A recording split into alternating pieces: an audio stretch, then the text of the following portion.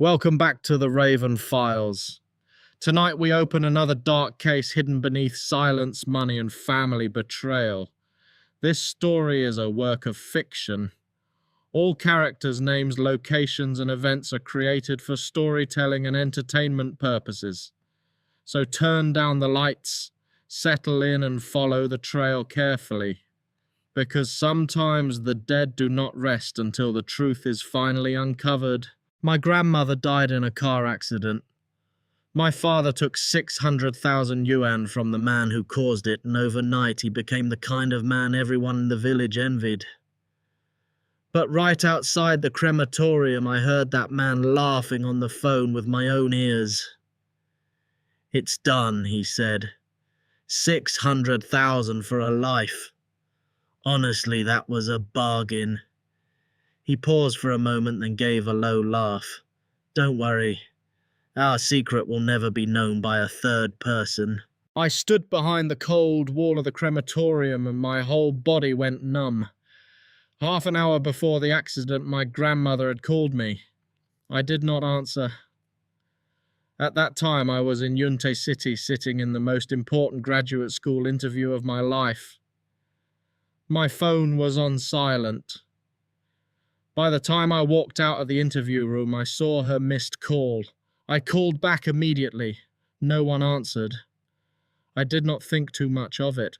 My grandmother Jiang Yulan had spent her whole life working with her hands. Once she stepped inside the house, all she could see were chores that never ended. Rice to cook, chickens to feed, clothes to wash, floors to sweep, firewood to stack, vegetables to pick. To her, a cell phone was almost like a strange decoration. Sometimes she could go an entire day without remembering to look at it. So I thought this time was the same. I thought that the next morning when she went out to hang laundry or came home from work, she would see her phone and call me back. But the next morning, the call I waited for did not come from her. It came from Guo Chen. Guo Chen was my childhood friend from the village. His voice on the phone sounded hoarse and distant, as if it were coming from a nightmare. "Xiaoran," he said, "your grandmother is gone. She was hit by a car. Why aren't you back yet?" I held the phone and stood frozen in the middle of campus. It took me a long time to understand every word he had just said. My grandmother was dead, and I did not hear it from my parents. I heard it from a friend in the village. I was what people called a left-behind child. When I was very young, my parents left the village to work in the city. I was thrown to my grandmother and raised by her. In my childhood memories, my mother was a vague face that appeared only during the New Year. My father was an impatient voice over the phone. But my grandmother was the one who cooked for me. She combed my hair. She walked me to school. She held me when I had a fever. She sat under the yellow light at night, patching my old clothes stitch by stitch. Before my parents returned to the village, I truly thought my grandmother was my mother. And now she was gone. To me, it felt as if the sky had collapsed. I rushed to catch the earliest bus back to Qin County. On the way, a terrible question kept growing in my heart. Something this serious had happened. Why had my father not told me? I called him more than 10 times. He did not answer once. By the time I reached our house in Shuangxi village, white funeral banners were already hanging in the yard. Wreaths stood by the gate. The sound of fake crying mixed with low conversations struck my ears, making my grandmother's death suddenly real in the cruelest way. I saw her portrait on the funeral altar. In the photo, she was still smiling. That smile took the strength from my knees. I collapsed onto the ground. A neighbor auntie hurried over to help me up. She wiped at her eyes as if she were truly sad and sighed. "Good child, don't be too heartbroken. Your grandmother's death can still be considered a happy funeral. I looked up at her in disbelief. A happy funeral? My voice trembled. My grandmother was only 67. She was healthy. She walked faster than people half her age. She was hit and killed by a car. How can you call that a happy funeral? The woman looked embarrassed and stopped talking. Another neighbor standing beside her curled her lips. There was even envy on her face. Why wouldn't it be? She died and earned her son a huge amount of money. 600,000 yuan. Your grandmother was lucky in her own way. At that moment I understood. I understood why my father had not told me. He was afraid I would come back, afraid I would stand in the way of his fortune. For years my father Liu Jianmin had tried every possible way to stop me from taking the graduate school entrance exam. He wanted me to graduate as quickly as possible, find a job as quickly as possible, and get married as quickly as possible. Preferably to a family willing to pay a large bride price. He had pointed at my face more than once and scolded me. If you don't get married and bring in a bride price, what will your brother use to marry a wife? How will he pay another family's bride price? You're his older sister. Can't you think about him for once? Why are you so selfish? My younger brother, Liu Hao, was the treasure of the family, and I, in my parents' eyes, was just an item that could be exchanged for money. I ignored them. I kept studying. I kept taking exams. I kept trying to run away from that family. So my father turned his anger on my grandmother. It's all because you spoiled her, he said. A daughter grows up and doesn't even care about her parents. What a waste. He had completely forgotten that he was the one who had thrown me to my grandmother after I was born. He had never raised me for even a single day. My grandmother always told me not to bother arguing with my father. He's a bastard, she said. All he sees is that precious son of his. Don't pay attention to him. You just study hard.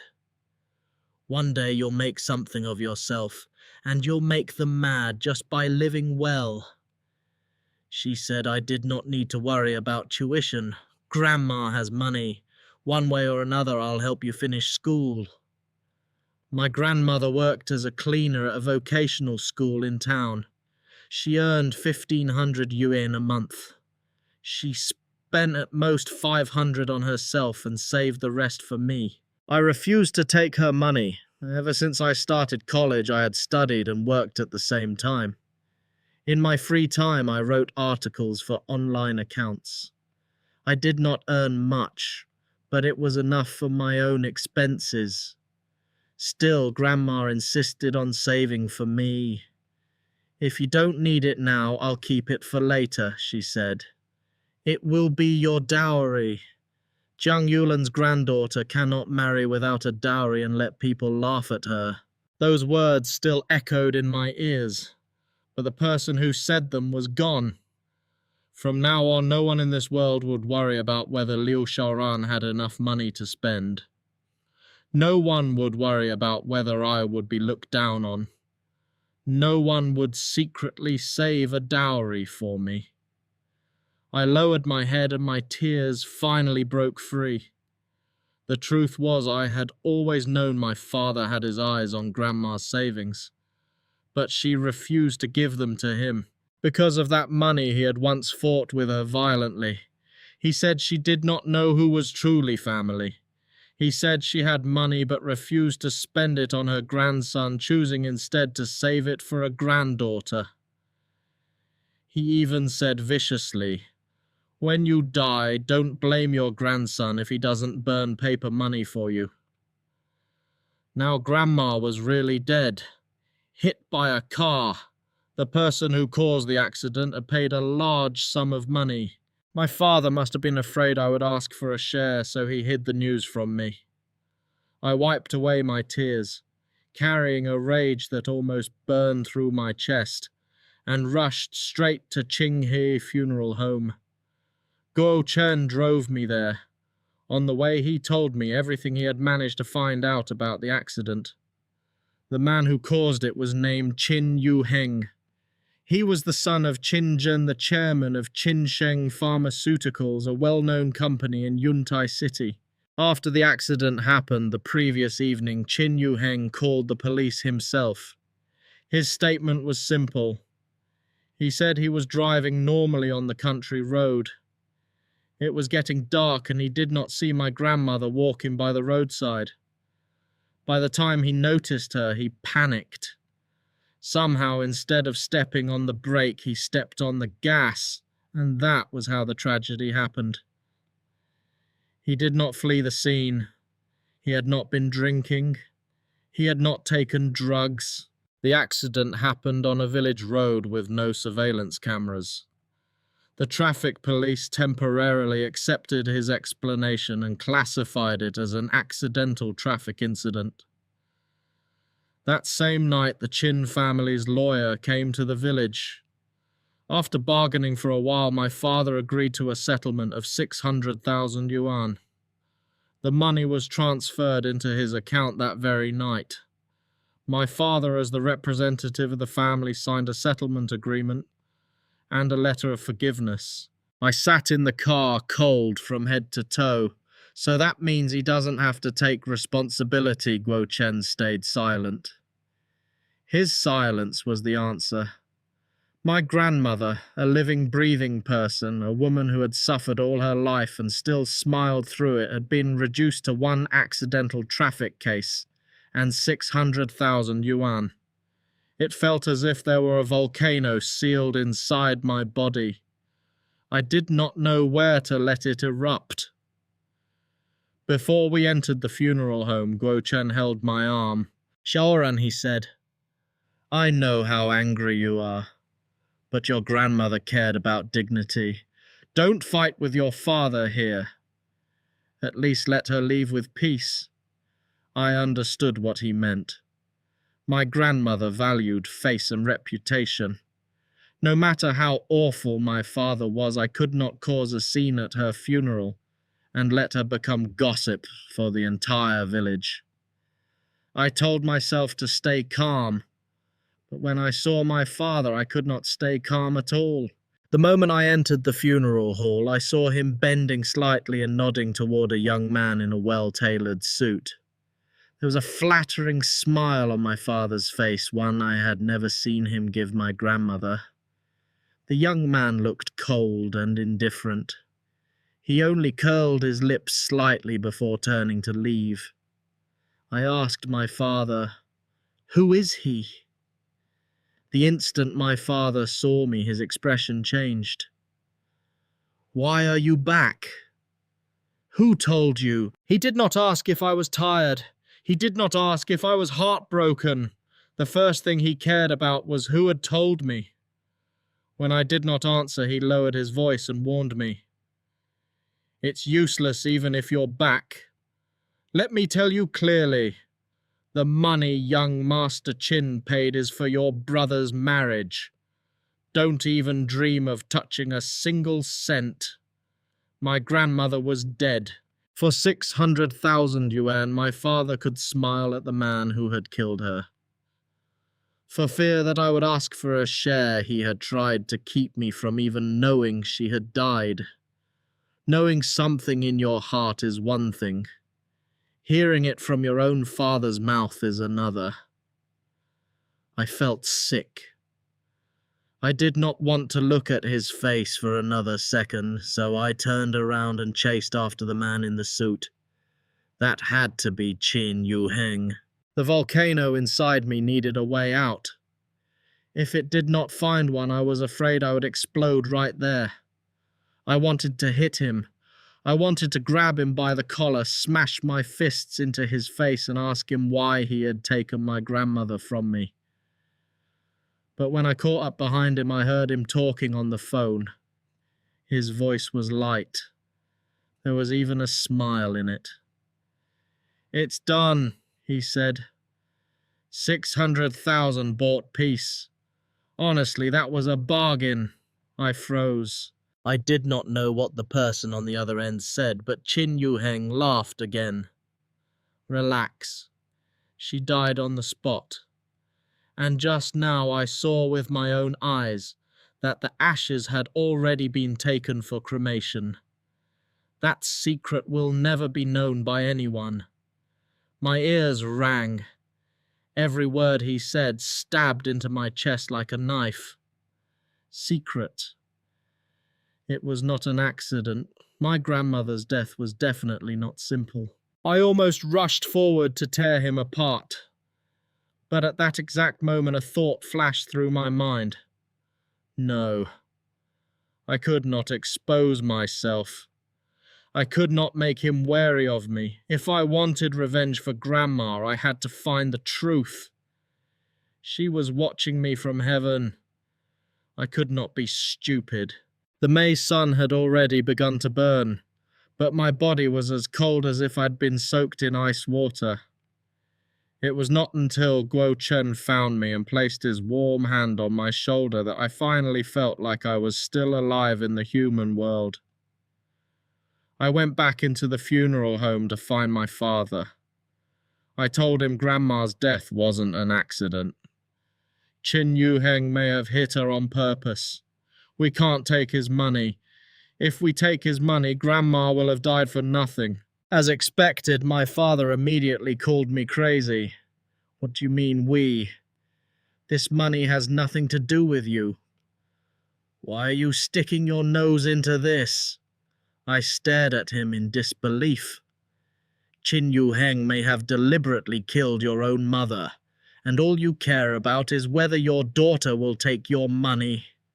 My father flew into a rage. Stop talking nonsense. I'm warning you, if your troublemaking costs me that money, you'll answer to me. Looking at his arrogant, vicious face, I felt a coldness seep into my bones. I should never have expected anything from this man. He was not worthy of being a son. He was not worthy of being a father either. I turned and left. Behind me he shouted curses. You cursed girl. You never do anything useful. All you do is bring bad luck to me. I went to the traffic police department to find an old classmate who worked there. My classmate was very direct for a traffic case like this. It was extremely difficult to prove whether it was an accident or intentional murder. I asked, if my family refuses to settle, can Qin Yuheng be convicted? My classmate sighed. Unless the circumstances are especially serious, traffic accidents usually lead to less than 3 years in prison, sometimes even probation. Qin Yuheng called the police himself, showed a good attitude, and actively compensated the family. Even if your family refuses to settle, the result may not change much. In other words, if I relied only on the current accident file, it would be almost impossible for me to get justice for Grandma through legal channels. So I had to find another way. I did not want to go back to my parents' house, so I went to my best friend Chen Wan's place. She worked at the bank in town. The moment Chen Wan saw me, her eyes turned red. She handed me a savings book. Your grandmother gave this to me to hold for her 1 hour before the accident. I opened it. 30,000 yuan. A 1-year fixed deposit. Chen Wan told me that day had been payday for Grandma. In a small town like ours, many places still paid wages in cash. Grandma did not use WeChat, so every time she received her salary, she came to the bank to deposit it. That day it had just reached 30,000, Chen Wan said. She said to deposit it for 1 year first. She also told me to keep it for her and not let your father know. I understood why Grandma did not dare bring the money or the savings book home. She was afraid my father would find it. I held the savings book and cried until I could barely breathe. That night it was almost midnight before I finally fell asleep. Near dawn, I dreamed of Grandma. She stood under the old locust tree in our yard looking anxious, the same way she looked when I lost my school fees as a child. "I still haven't given you the money," she said. "I left before I could give it to you. What will my granddaughter do if she gets married one day without a dowry?" In the dream, she was so worried that tears streamed down her face. I woke up crying, for reasons I could not explain. It felt as if an invisible force was guiding me. I went to the village road where Grandma had been hit. Everything felt like fate. It was beside that road that I learned something shocking.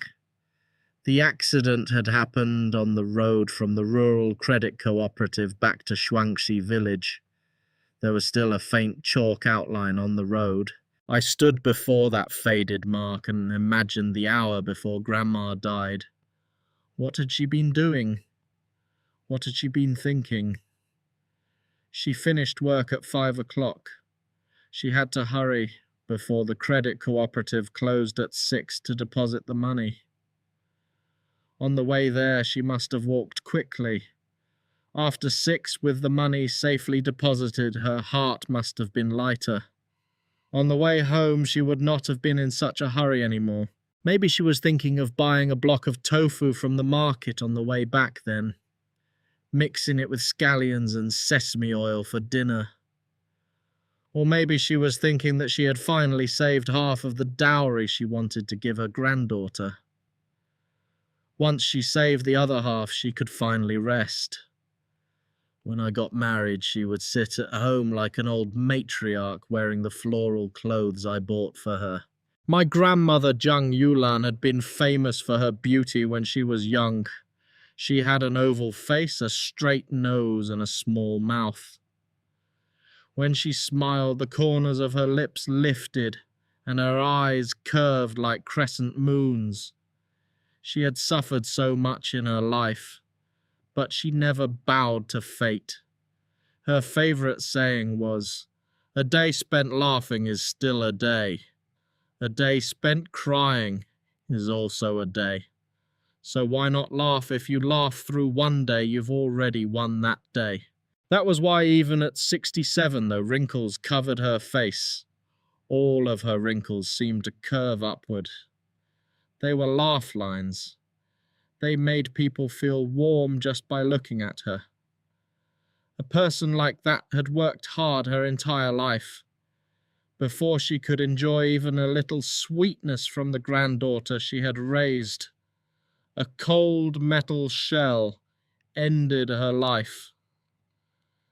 I stood before the chalk mark and cried for a long time.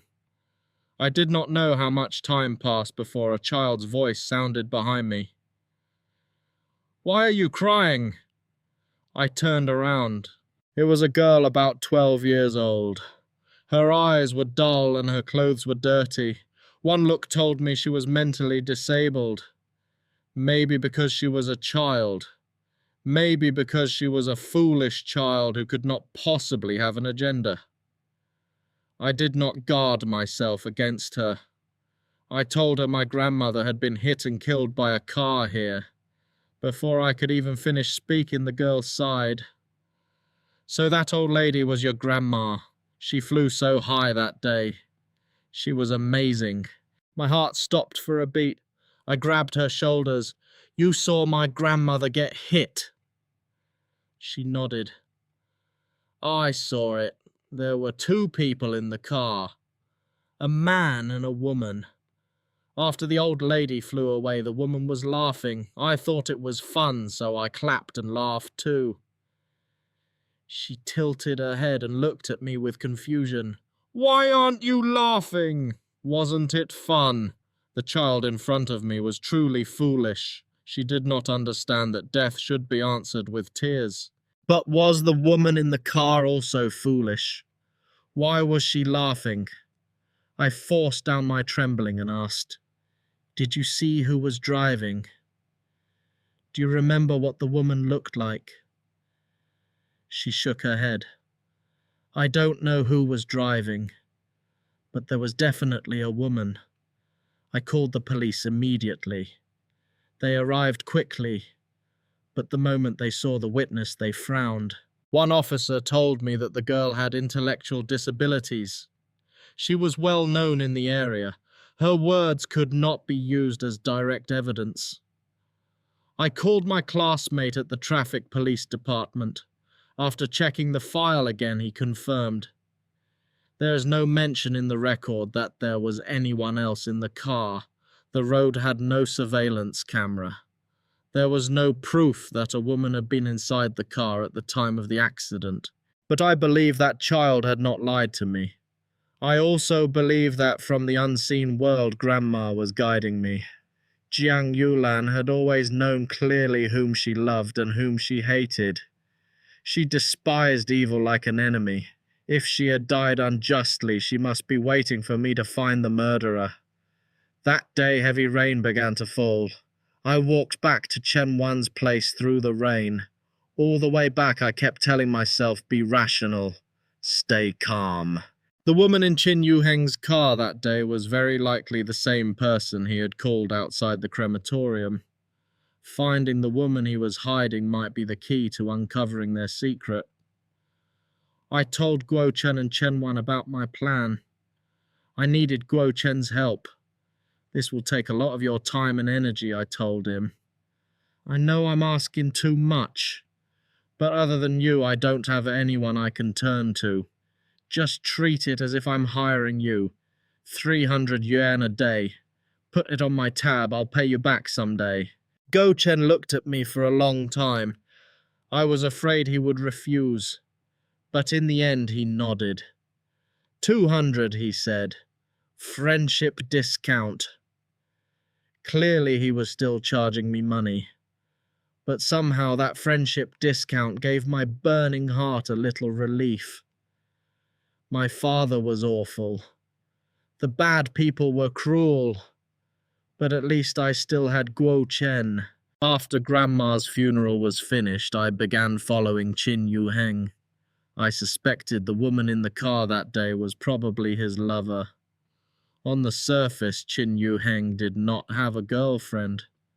Because of that, he had even more reason to hide a woman who could not be brought into the light.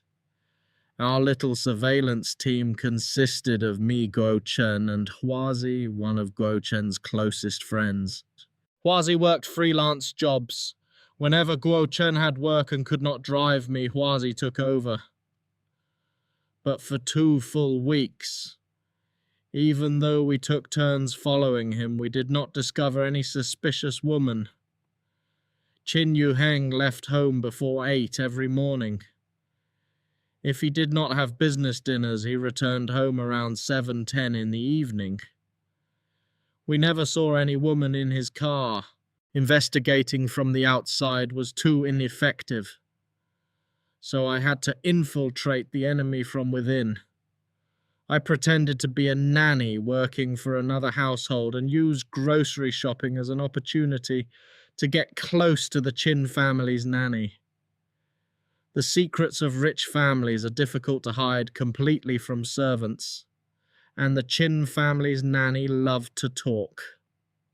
She told me that Qin Zhen and his son were relatively normal, but Qin Zhen's new wife was a complete lunatic. According to her, Mrs. Qin was moody, controlling, picky, and extremely hard to serve. Other than cooking and cleaning, she barely lets me leave the nanny room, the woman complained. That room is as small as a bird cage. Staying in there is suffocating. She doesn't treat nannies like people at all. The old nanny had a deep resentment toward the lady of the house. From her angry complaints, I roughly understood the basic situation of the Qin family. The head of the family was Qin Zhen, 55 years old, chairman of Qin Yuheng Pharmaceuticals. His first wife had died 5 years earlier. The current Mrs. Qin was named Su Manqing. She was 35. She married Qin Zhen 2 years ago and became his second wife. Qin Yuheng was 28, heir to Qin Yuheng Pharmaceuticals and unmarried. Su Manqing and Qin Yuheng had an extremely bad relationship. Calling them fire and water was not an exaggeration. I heard that at home they barely spoke to each other. Su Manqing disliked Qin Yuheng, and Qin Zhen favored his young wife, treating his son colder and colder. In the old nanny's eyes, Qin Yuheng was practically a poor child bullied by his stepmother. But was that really the truth? Only by entering the Qin house myself could I learn more. I found the agency where the old nanny was registered and secretly gave the agent 3,000 yuan. I asked her to introduce the nanny to a better job. With a chance to escape the birdcage, the old nanny resigned immediately. Then I replaced her and became the Qin family's new nanny. Thank goodness for masks. At the funeral home, I'd worn a mask the entire time, so Qin Yuheng had not seen my face clearly. Now it was my turn. Passing the interview was not too difficult.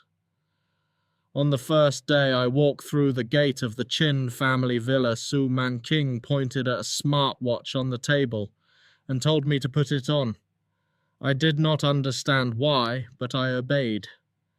As I strapped the watch around my wrist, Su Manqing spoke. Her tone was cold and arrogant. There isn't much work in this house. Your schedule is posted on the door. Just follow the time and place written there. Other than that, you'd better stay in your room. I don't like being disturbed. I looked at the A4 sheet taped to the door. It listed every work period in detail. The bold black line at the bottom was especially glaring. Except when leaving the house to buy groceries, whenever you leave the nanny room to work inside this house, you are not allowed to carry your phone. I frowned slightly. Soon after I was taken to the nanny room. The room was only about 15 square meters. It was small, but it had a bed, a private bathroom, and even a tiny kitchen. Looking at the setup, it was obvious what the owner wanted. Unless necessary, the nanny should not leave the room at all. The strangest thing was that there was also a surveillance camera inside the room.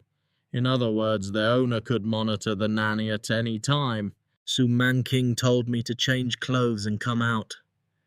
I agreed obediently and closed the door. The moment the door shut, the sounds outside disappeared completely. The room was as silent as death. I checked the window. It had been sealed shut and could not be opened from the inside. That room did not feel like a place to live. It felt like a box designed to hold a person captive. No wonder the old nanny had been so easily lured away by a higher salary. She once said, "Working for the Qin family is no different from going to prison." On the first day, I followed Su Manqing's rules. At 7 in the morning, I finished preparing breakfast, then left the house to buy groceries. At 11, I came back to cook lunch. At 12, after lunch was ready, I returned to the nanny room, cooked something for myself, ate and rested. I knew whoever was behind the camera was watching me, so I tried my best to appear relaxed. But strangely, the camera and all those bizarre rules made me feel more certain.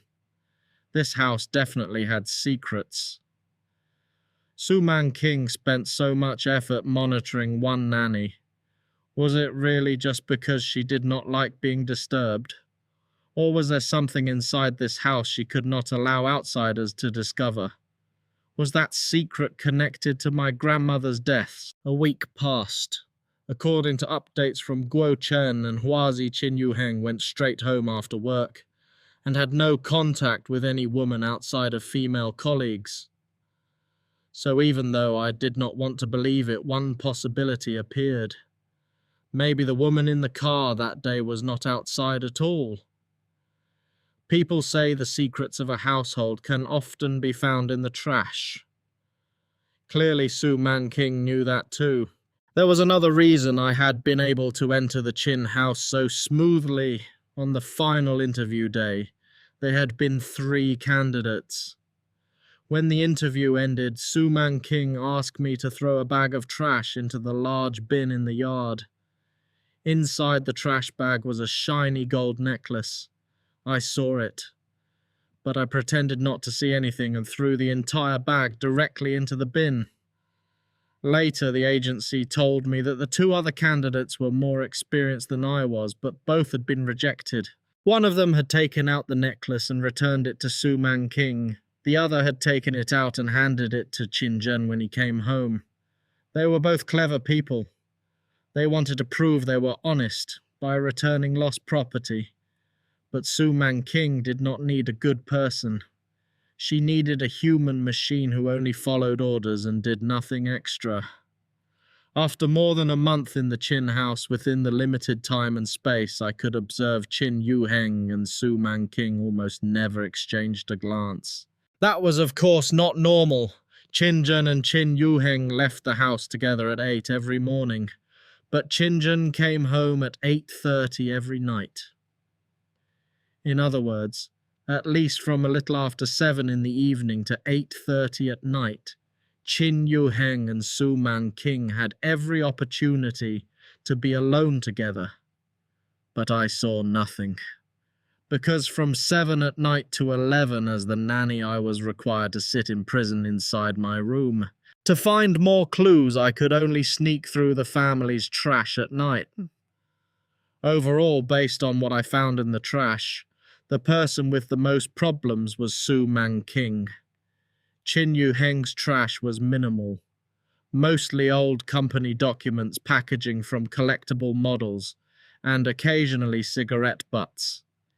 In Qin Yuheng's trash, I only found that he occasionally used potency medication. He was in his 50s and his wife was in her 30s. That did not seem too strange.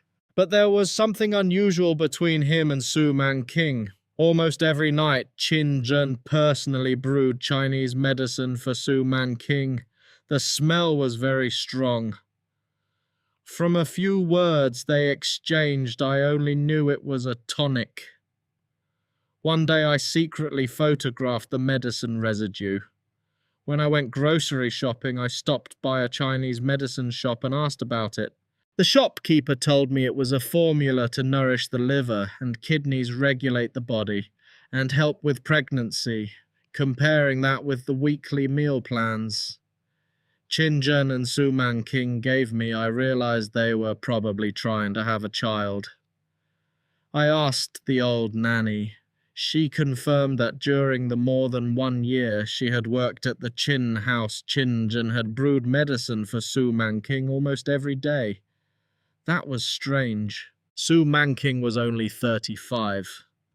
Qin Yuheng was clearly trying hard. Why had she still not gotten pregnant? Very soon I got my answer. In Su Manqing's trash, besides feminine hygiene products and discarded cosmetics, a small pile of ashes appeared almost every week. The ashes looked like burned soft plastic and paper.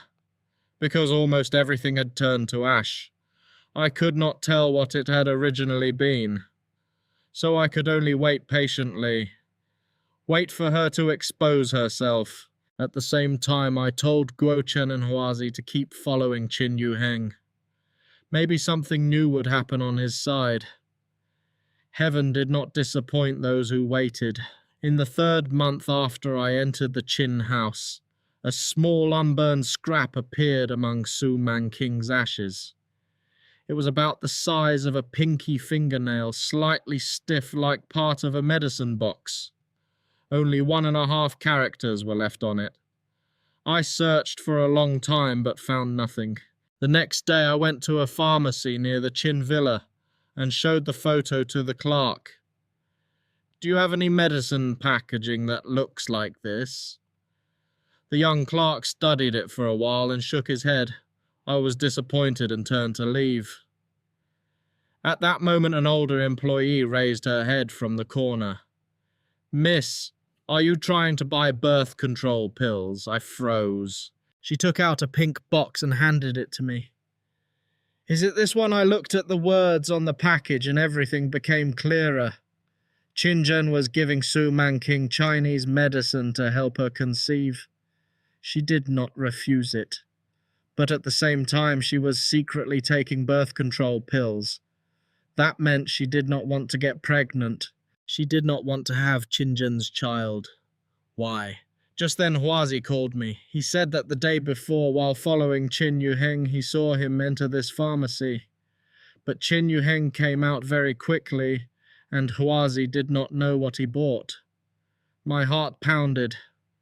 Instinct told me I was very close to the truth. I forced myself to hide my emotions and showed Qin Yuheng's photo to the clerk. Did this man come here yesterday to buy this medicine? The young clerk was about to nod, but the older employee stepped in front of him. Why are you asking? I sighed. This man is my husband. He's cheating on me. He may be buying birth control pills for his mistress. Ma'am, if he comes again, please don't tell him I asked. I need evidence so I can divorce him and make him leave with nothing. The two employees looked at me with sympathy and nodded, promising not to say anything. The moment I walked out of the pharmacy, tears streamed down my face. The woman in Qin Yuheng's car had to be Su Manqing. He bought birth control pills for Su Manqing. That meant there was something improper between them. At the crematorium, the person Qin Yuheng called had to be Su Manqing too. Now everything made sense. That afternoon, the pair who could not be brought into the light had gone to a remote place to meet. Somehow my grandmother discovered their secret. Then to hide that secret, they chose to run her over. After all, my grandmother was only an old country woman. A little money could solve everything. But what exactly had Grandma seen? Even if she accidentally saw the two of them being intimate, she did not know them. Would they really have killed her just for that? At that time, I never imagined that the truth would be even more shameless than I thought. In our hometown, there is a custom called the first seventh day. 7 days after someone dies, the family performs a ritual to send off the spirit. That day, the incense on Grandma's altar would not burn no matter what we did. According to the elders in the village, this meant the dead still had unfinished business and refused to leave. My father had no choice. While cursing under his breath, he invited a famous spirit medium from the area. Her surname was Wu. Madame Wu used a single chopstick for the ritual. She pressed the chopstick against the table and asked Jiang Yulan, "You refuse to leave. Is it because you miss your son?" The chopstick fell. Madame Wu set it upright again and asked, "Is it because you miss your grandson?" The chopstick fell again. She tried once more. "Then is it because you miss your granddaughter?" The chopstick trembled a little, but still fell. Madame Wu looked carefully at all of us. Then her voice suddenly lowered. "Jiang Yulan, you refuse to leave because you died unjustly, don't you?" My heart almost jumped into my throat. The chopstick immediately stood upright on the table.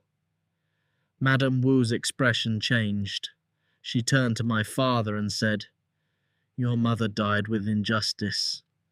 Aren't your hands burning from holding the money paid for her life?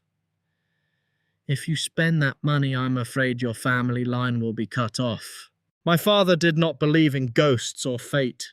He grabbed a broom and tried to chase her out. Madame Wu clearly did not want to stay in our house any longer. She muttered, "Those who refuse to believe in heaven's warning will meet disaster," and left.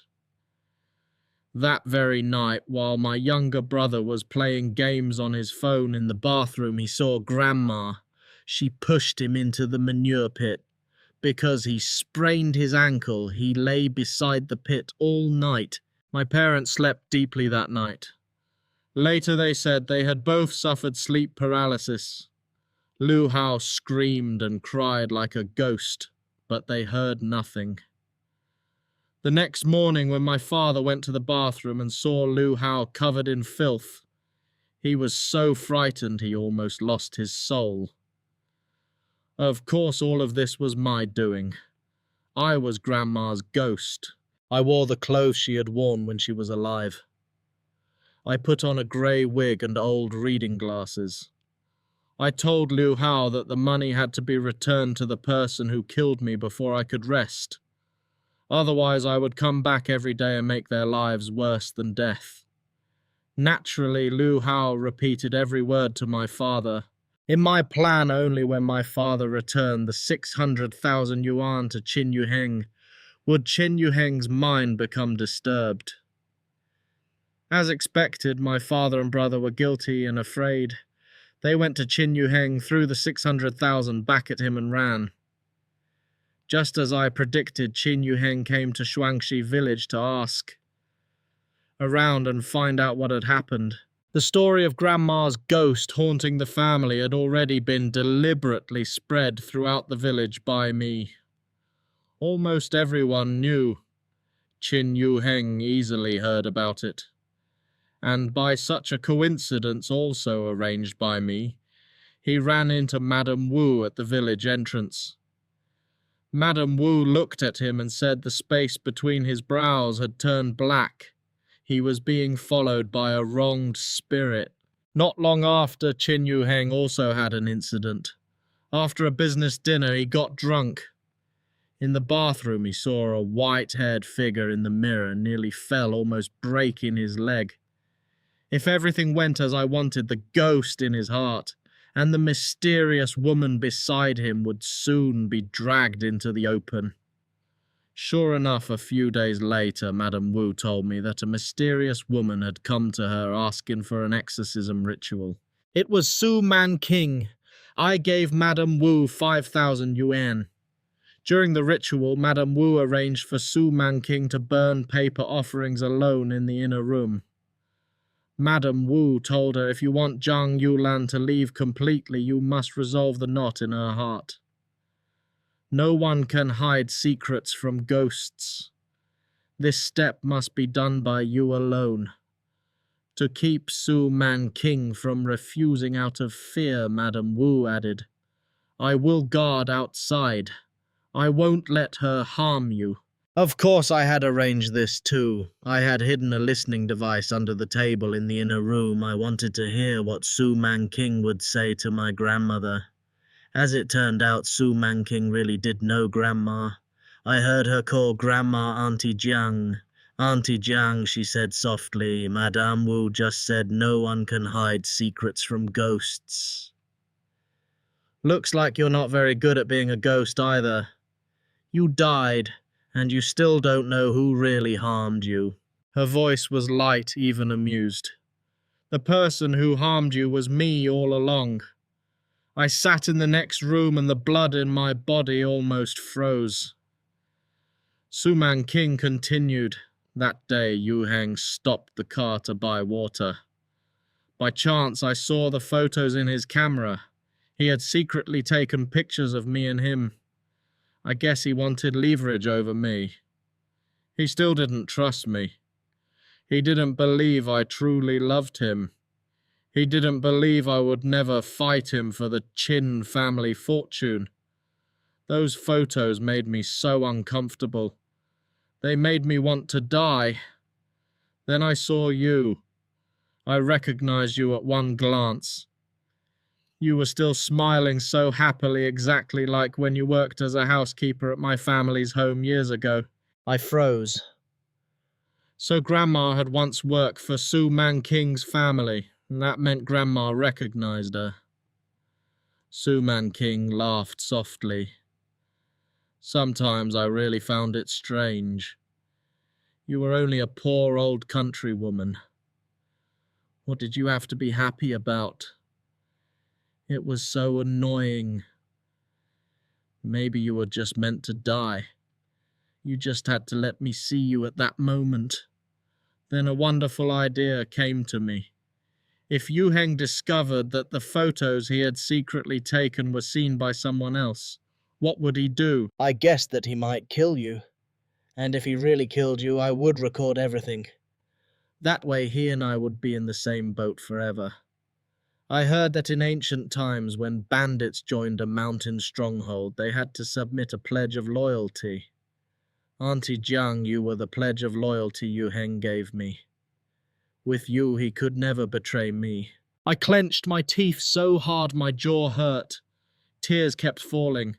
Manqing went on. So I deliberately let you pick up the camera. I deliberately left the screen unlocked. I deliberately let you see those photos. Then I deliberately called you Auntie Jiang in front of Yuheng when you chased after us to return the camera. After that, Yuheng was terrified. He asked me what we should do if you opened your mouth and told people about us. Actually, if he knew you, he would know you were never the kind of person who gossiped. But what a pity. No matter what I said, he didn't believe it. He was too afraid. I had no choice. I told him, if you're that scared, just run her over. Only the dead can keep secrets forever. At this point, Manqing laughed. Her laugh was slippery and cold like a venomous snake flicking its tongue. Auntie Jiang, you were a good person. Even after death, you should be a good ghost. Didn't you used to say your granddaughter was studying and needed money? I'll take the 600,000 your son returned and give it to her. You died and earned 600,000 for your granddaughter. What else are you unsatisfied with? Yuheng is timid. Don't scare him anymore. If you want to scare someone, scare me. Her voice suddenly softened. I truly hate people who don't listen to me. But right now I can still speak nicely to you. Take this paper money and leave properly. After all, if Yuheng could kill you when you were alive, then I can deal with you for him now that you're dead. If you still refuse to obey, be careful. I might make sure you never reincarnate. In the darkness, Manqing's voice was as sweet as honey and as poisonous as arsenic. I took off the earphones. My face was soaked with tears. My grandmother had been killed by this poisonous snake. If I did not avenge her, I could not call myself human. Back in the nanny room under the surveillance camera, I copied the Heart Sutra for a long time before I could barely calm myself down. Qin Yuheng and Manqing seemed intimate enough to kill someone together in order to hide their relationship. But that hidden intimacy was also the fatal crack between them. Qin Yuheng had killed my grandmother for 2 reasons. First, he could not bear the risk of his relationship with his stepmother being exposed. He was already at odds with his father. Judging by the fact that he made Manqing take birth control pills, seducing his stepmother was probably only a temporary strategy to prevent her from giving Qin Zhen another heir. Once his relationship with Manqing was exposed, how could Qin Zhen tolerate a son who had dared to sleep with his wife? Second, the price of killing my grandmother was too small. She was only an old country woman. He ran her over on a village road, then called the police himself and actively paid compensation. As long as he spent 600,000 yuan, my father happily accepted the money and the whole village praised Grandma for being lucky. 600,000 yuan. It bought a human life. It bought Manqing's loyalty. It bought Qin Yuheng's position as the sole heir of the Qin family. For him, the deal was more than worth it. That was why outside the crematorium he had laughed so proudly. As for Manqing, that stupid and vicious woman was even more deserving of death than Qin Yuheng. Everything she did was simply to gain control over Qin Yuheng and make sure he could never escape her. That selfish, rotten pair had taken my grandmother's life for their own desires. Then they kept living without regret. They still ate, well-dressed, talked about love and enjoyed life. On what basis? Just because they had money. Just because they could easily throw out 600,000 yuan, what they did not know was that to many people, Jiang Yulan may have been worth only 600,000 yuan. But in this world there was still one granddaughter who considered her priceless. They had stolen my priceless treasure, so I would send them to hell. So Manqing wanted love. Then I would make her lose that ridiculous love forever. Qin Yuheng wanted money and inheritance. Then I would make sure he never got the Qin family. And after they lost what mattered most to them, I had prepared an even greater surprise. I hoped they would slowly enjoy the feast of destruction I had prepared. After observing for some time, I roughly guessed where Qin Yuheng and Su Manqing met in secret. According to the old nanny, the third floor had once been Qin Yuheng's territory. His bedroom, study, and even his model collection room were all there. But after Su Manqing married into the family, she took one look at Qin Yuheng's model room and decided she wanted to turn it into a tea room. Qin Zhen spoiled his young wife. He allowed her to take over his son's room and move Qin Yuheng into the dim guest room across the hall. Because of that, Su Manqing and Qin Yuheng had once argued terribly in front of Qin Zhen. Of course, Su Manqing won in the end. I did not know whether she and Qin Yuheng had already been involved at that time and were deliberately acting in front of Qin Zhen, or whether their relationship began later. In any case, the only place on the third floor where Qin Zhen would absolutely never go was Qin Yuheng's former model room. That room was now Su Manqing's tea room on the surface, but part of Qin Yuheng's model display remained inside. He treasured it greatly and only allowed me to clean it once a month. More importantly, the carpet inside was extremely soft and there were cushions and a thin blanket. Clearly, Qin Yuheng had put some effort into making Su Manqing comfortable. During my once-a-month cleaning opportunity, I swapped one of the models with a model that contained a listening device. Then I began my plan. While grocery shopping, I collected a few long chestnut brown hairs from Chen Wan's older sister. That color was very distinctive. That day I asked Su Manqing for half a day off. At the exact moment Qin Yuheng entered the house, I walked past him and casually let one long hair stick to his shirt. Sure enough, that night through the earphones, I heard Qin Yuheng and Su Manqing arguing violently in the tea room. Su Manqing demanded to know which little vixen the hair belonged to. No matter how Qin Yuheng explained, she insisted. He had another woman outside and demanded that he bring that woman to her. They argued until Qin Yuheng's young master temper finally exploded. "If you want to investigate, go investigate," he said. "I'm done serving you." He slammed the door and left. Su Manqing flew into a rage and smashed a pile of models. I was worried that in her madness she would break the model with the listening device. Fortunately, maybe Grandma was protecting me from heaven. The device was not discovered.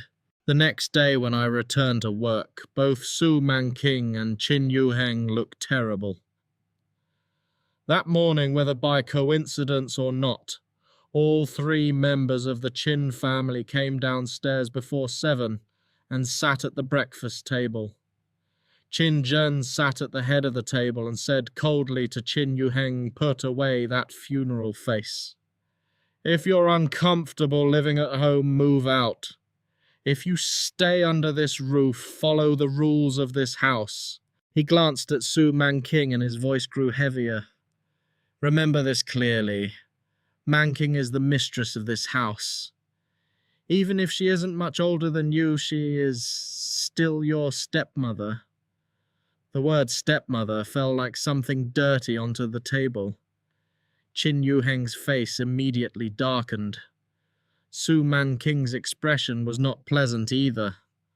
I very much wanted to stay and continue watching this wonderful family drama, but I could not. Expressionless. I served breakfast, then quickly left the dining room. Before I walked far, I saw from the corner of my eye that Qin Yuheng had also stood up and left the table.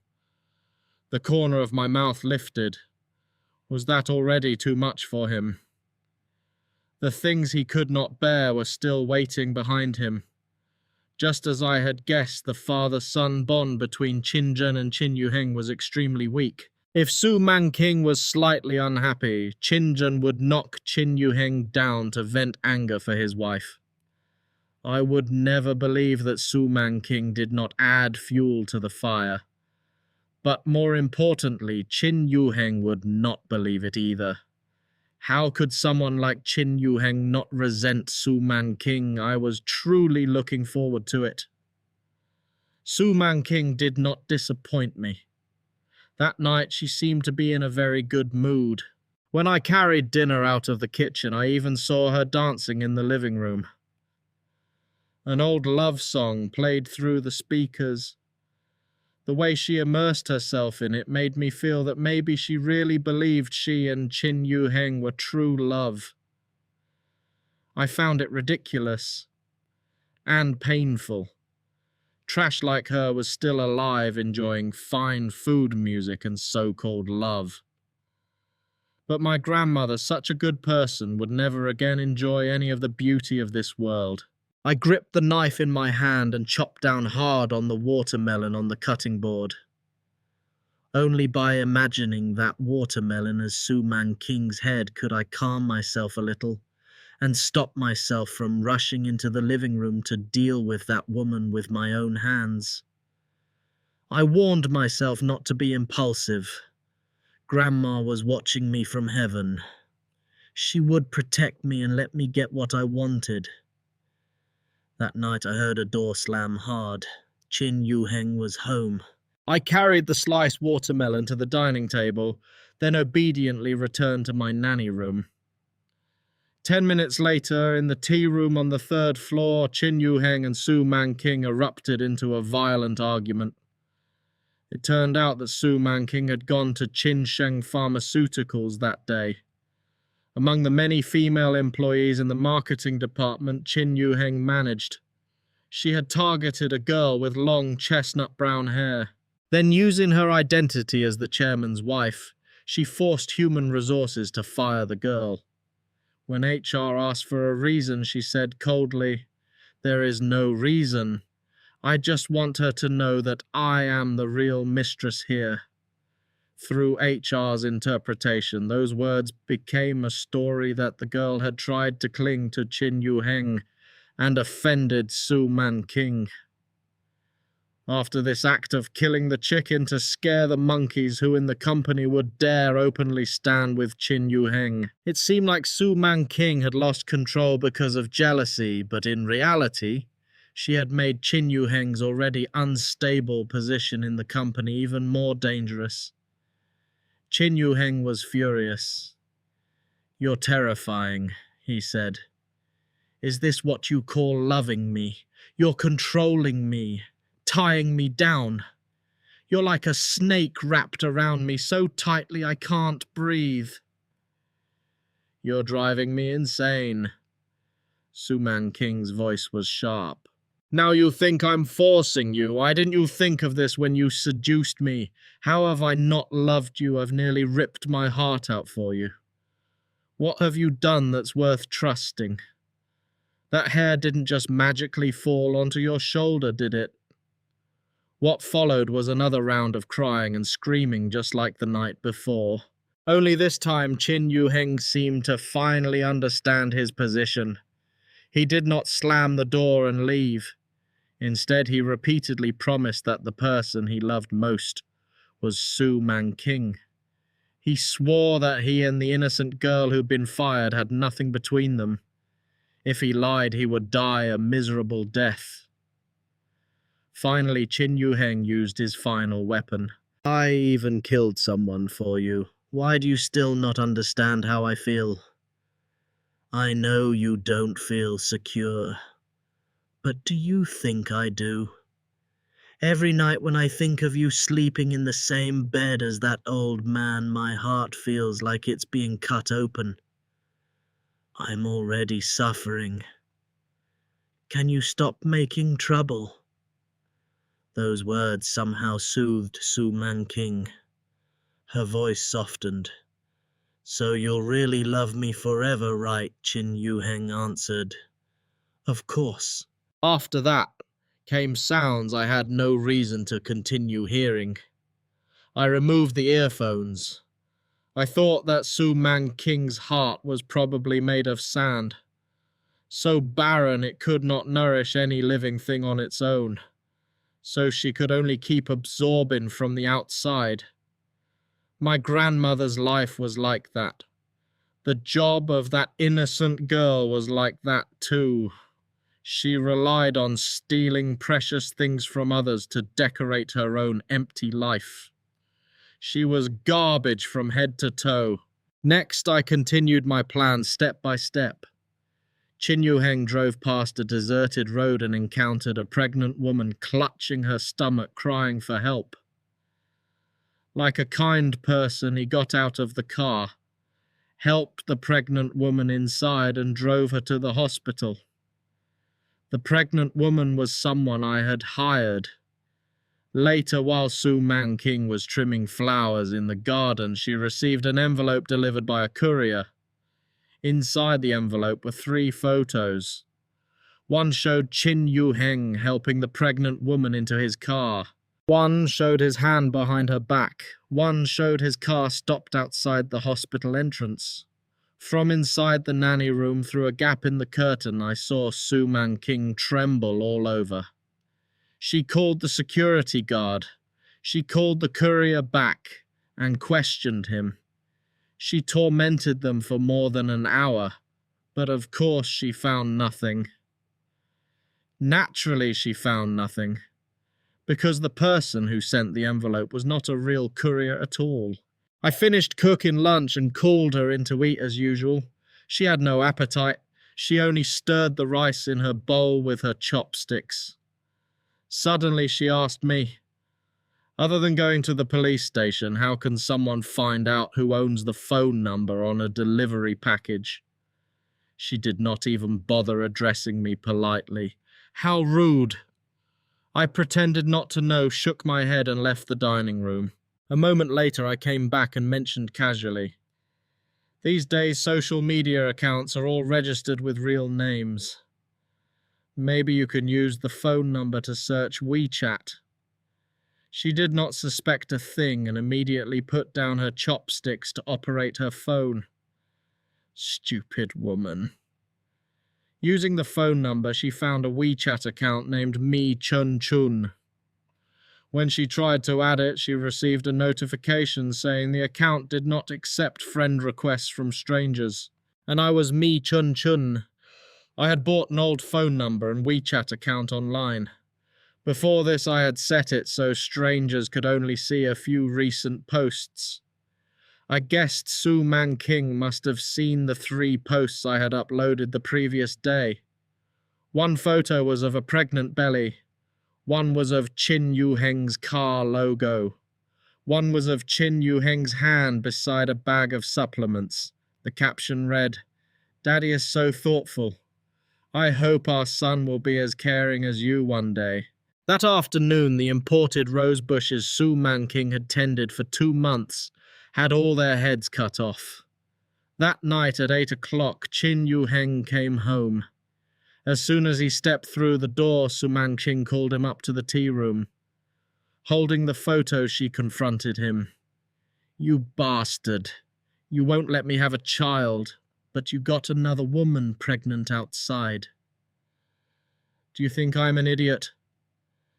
Qin Yuheng was so angry he almost laughed. "Where did you get these photos? Did you send someone to follow me?" Su Manqing denied it fiercely. "I didn't. Explain first.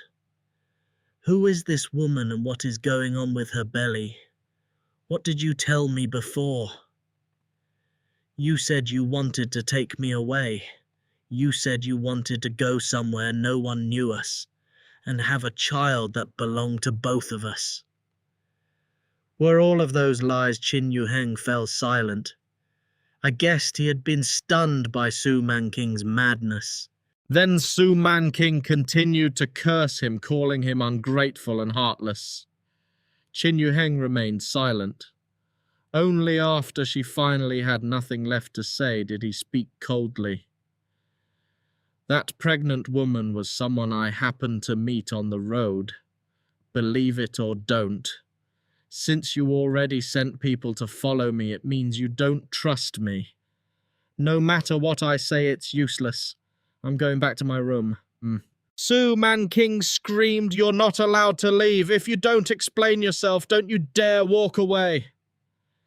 Then I heard the sound of someone hitting something, followed by Su Manqing's scream. "Qin Yuheng, you hit me." Perhaps Qin Yuheng had pushed her down. The play had reached its climax, but at that moment Qin Zhen's headlights swept into the yard. He had returned early. The two of them could not continue the confrontation. The argument ended in resentment. Very good. I sat in my room and continued copying the Heart Sutra. My heart became calmer and calmer. For the next few days, Qin Yuheng either came home together with Qin Zhen at night or simply did not come home at all. Clearly he was avoiding Su Manqing. As for Su Manqing, through stalking Mi Chunchun's posts, she saw receipts for baby bottles and imported baby supplies. The caption I posted was, "Daddy says only the best is good enough for our baby, no matter how much it costs." For the next half-month, Su Manqing tried every day to wait for Qin Yuheng in the garage. Qin Yuheng kept avoiding her. After that, Su Manqing stopped waiting for him. Instead, she deliberately chose times when Qin Yuheng was home to act intimate with Qin Zhen. She clung to Qin Zhen sweetly and did not avoid doing so in front of me. Of course, she avoided Qin Yuheng even less. Qin Yuheng pretended not to see and often came home late. Meanwhile, Mi Chunchun continued sharing the happiness of becoming a mother. More than 2 months later, Qin Zhen went on a business trip. Qin Yuheng, as usual, would not return home until after 7 at night.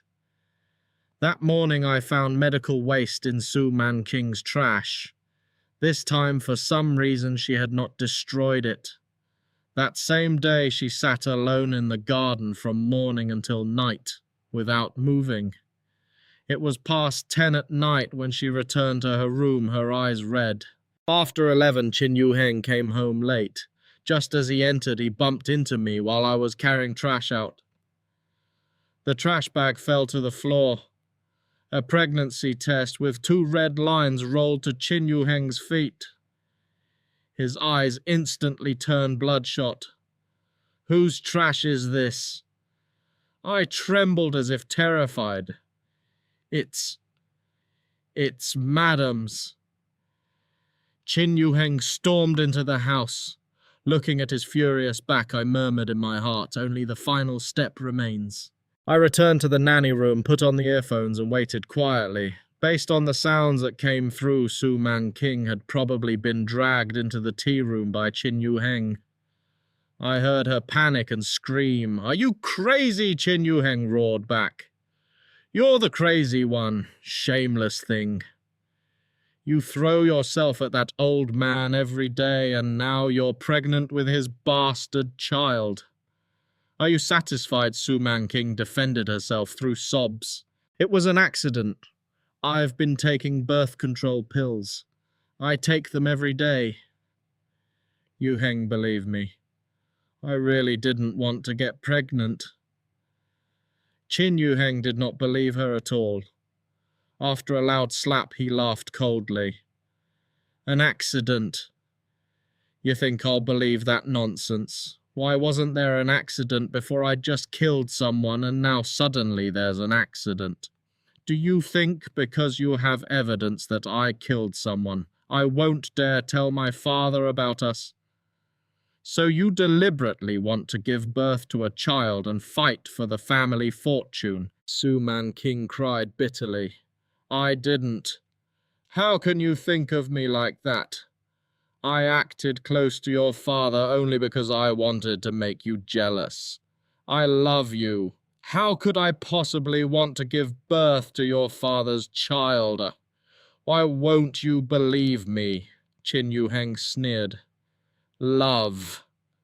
A woman who married an old man for money dares to talk about love. You make me sick. Stop talking. If you know what's good for you, get rid of that child. When the old man dies, I'll remember what we had and won't treat you badly.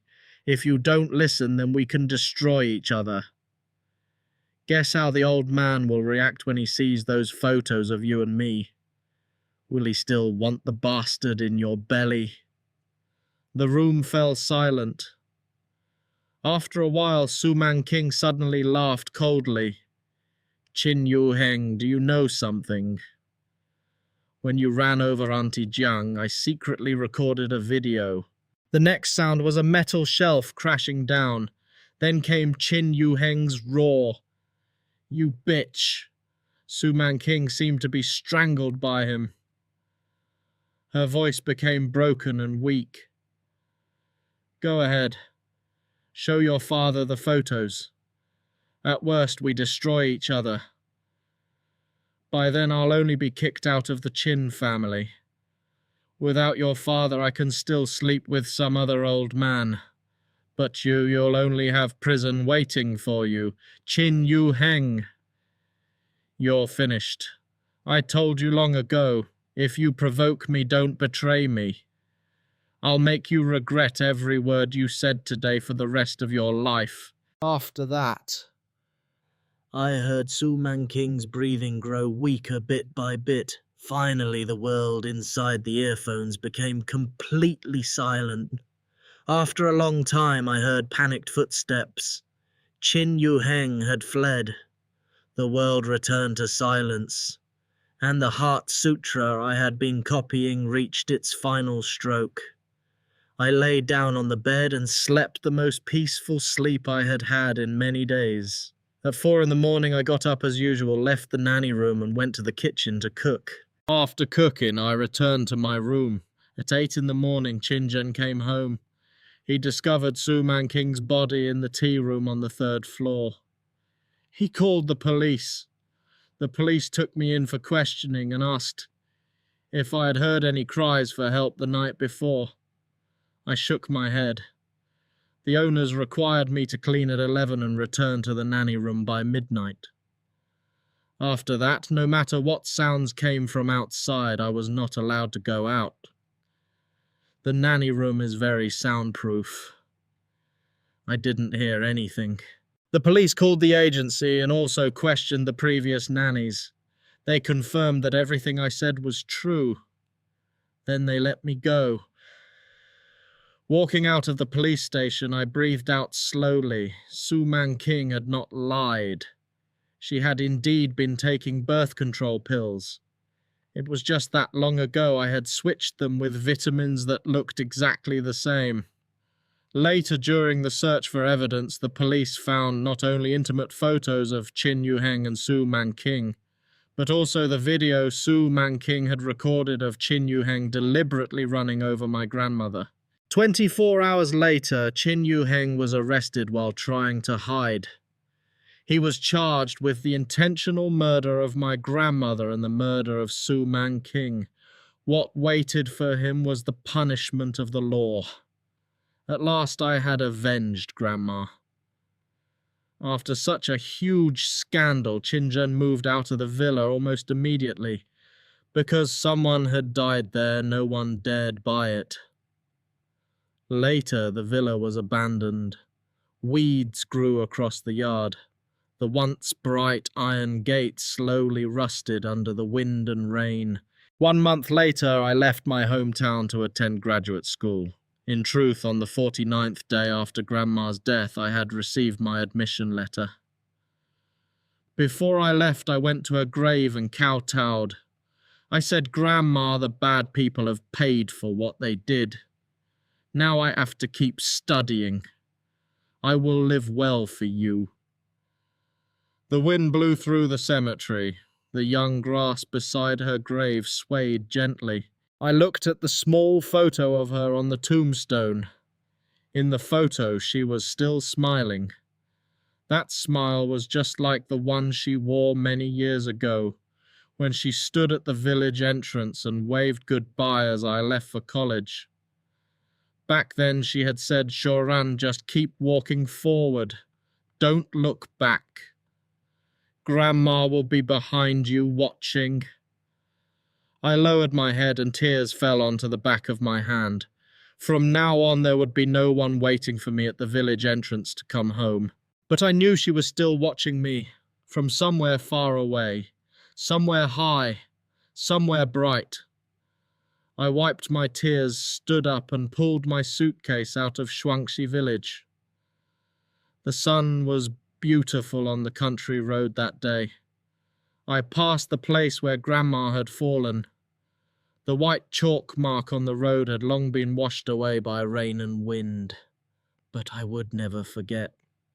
I would never forget how she loved me. I would never forget how she was murdered.